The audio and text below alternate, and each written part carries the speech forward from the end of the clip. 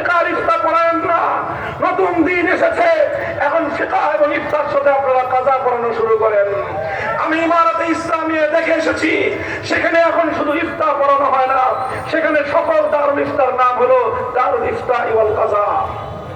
শুধু দারুল ইফতার ওয়াল কাজা। এই আলেম সমাজ আমরা শুধু মাসআলা মাসাইল বয়ান করে আমাদের জিম্মাদারি আর খতম করতে চাই না।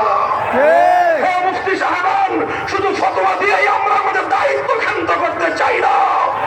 আমরা যে ফতোয়া দিব, কোরআনের আলোকে উলামায়ে কেরাম যে রায় ঘোষণা করবে, আদালত যেন সে রায় বাস্তবায়ন করতে বাধ্য হয়, এমন ইসলামী হুকুমত কায়েম করতে চাই।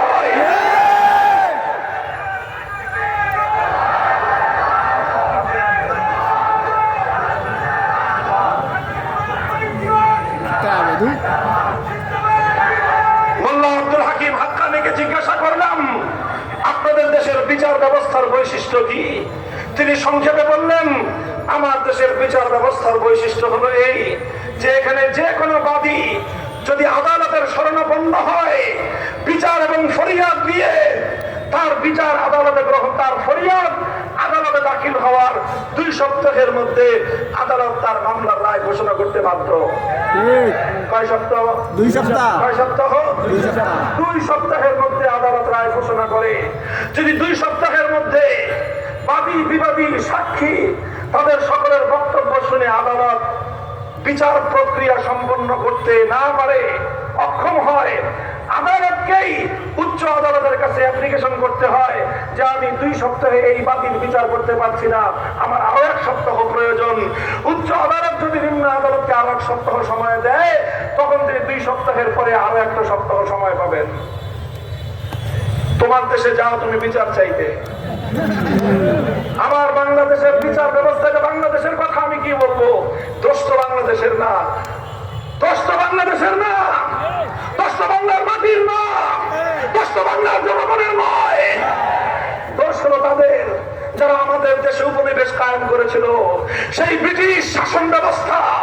তারা আমার দেশকে দখল করলো, আমার রাজত্ব দখল করলো, আমার সম্পদ চুরি করলো।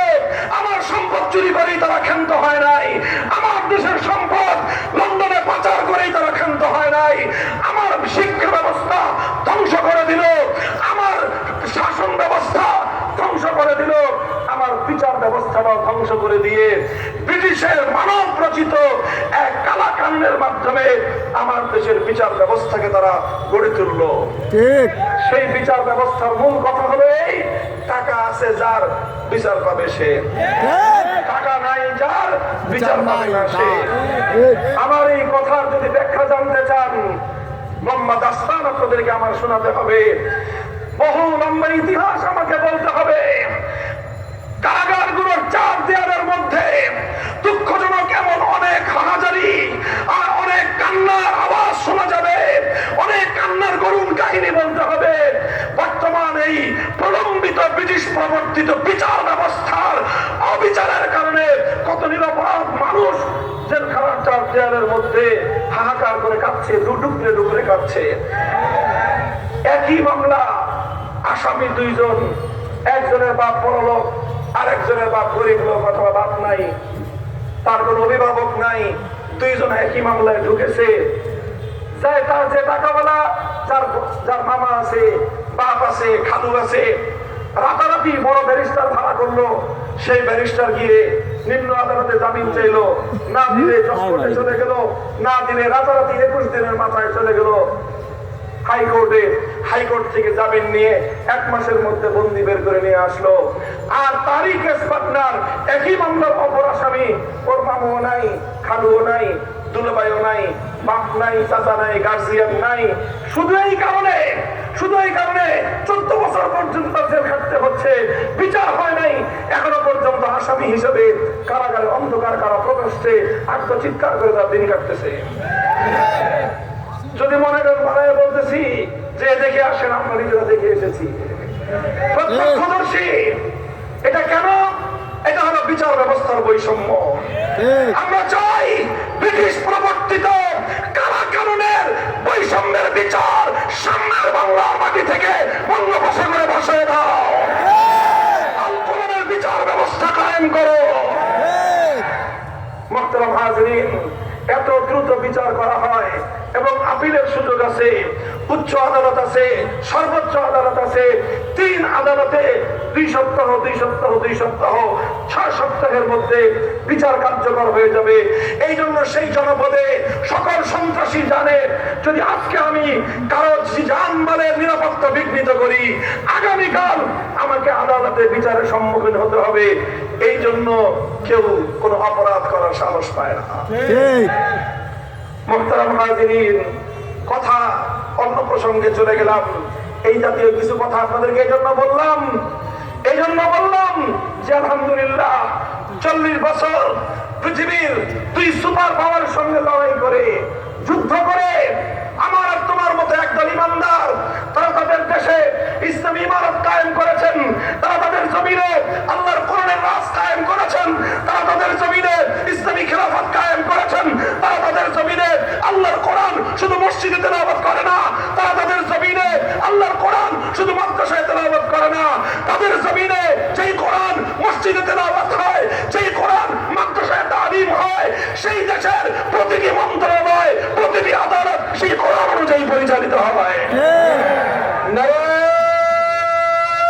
তাকবীর, নারে তাকবীর। খাদিমুল কোরআন পরিষদ জিন্দাবাদ, জিন্দাবাদ। আল্লামা মামুনুল হক জিন্দাবাদ। 30 জনের মতো মন্ত্রী, 28 জনই কওমি মাদ্রাসার মোল্লা, হুজুর, আলেম ওলামা মন্ত্রণালয় পরিচালনা করছে এবং তাদের এক একজন মন্ত্রীর প্রভাব। এবং এক মোল্লা আমির খান মুত্তাকি তোমার পার্শ্ববর্তী হিন্দুত্ববাদী ভারতে যখন রাষ্ট্রীয় প্রটোকল নিয়ে সফরে আসে, গোটা ভারত এক মোল্লার পদভারে কাঁপতে থাকে থরথর করে। আর তোমাদের পররাষ্ট্রমন্ত্রী পরিচয় দেয় ওনারা তো আমাদের স্বামী, আমরা তাদের স্ত্রী।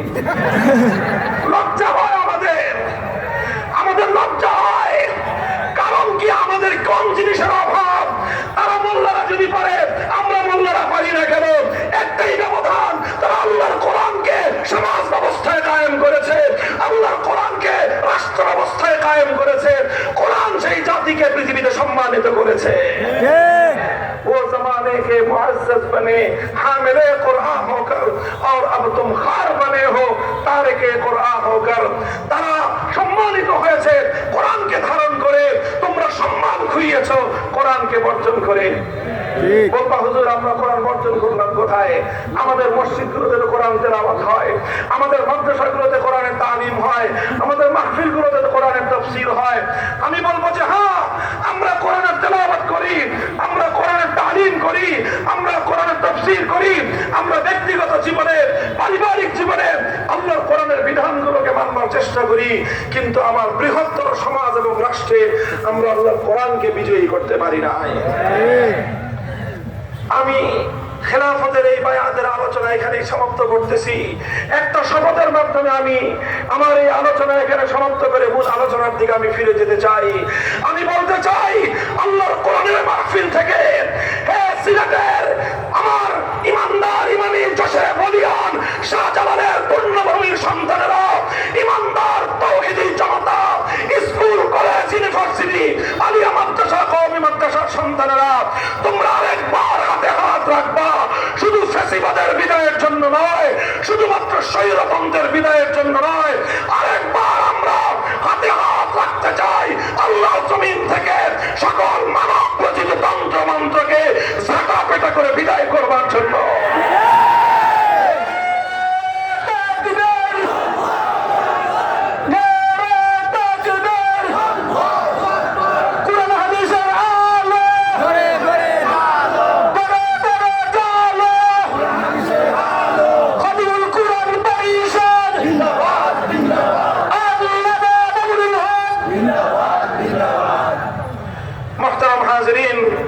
আমি বলতেছিলাম বায়াত হলো 3 প্রকার। কয় প্রকার? আমি যেই বায়াতের আলোচনা করছি, এই বায়াতকে বিশেষ নামে আখ্যায়িত করা হয়েছে কোরআনে কারীমের মধ্যে, লাকাদ রাদিয়াল্লাহু আনিল মুমিনিনা ইয ইউবাইউনাক। এই জন্য ইতিহাসের পাতায় এই বায়াতকে বলা হয় বায়াতুর রিদওয়ান। বায়াতুর রিদওয়ান কেন হয়েছিল? হুদায়বিয়ার প্রান্তরে সেই বায়াত হয়েছিল আমাদের সেই ইতিহাস জানা আছে। হুদায়বিয়ার প্রান্তরে কেন এই বায়াত নিয়েছিলেন আল্লাহর নবী মুহাম্মদ আরবি সাল্লাল্লাহু আলাইহি ওয়াসাল্লাম? এই বসেন, একটু বসেন। আপনি উঠতেছেন কেন? একটু বসেন। শেষ মেসেজ, মূল বার্তা তো নিয়ে যেতে হবে নাকি? আশপাশ থেকে যারা উঠতেছে একটু বসান, একটু বসান। তারা মনে করছে স্লোগান তো দেওয়া শেষ, আর তো কাজ নাই। বসেন। শুধু স্লোগান দিয়ে দায়িত্ব শেষ হবে না, দায়িত্ব দিয়ে দিব।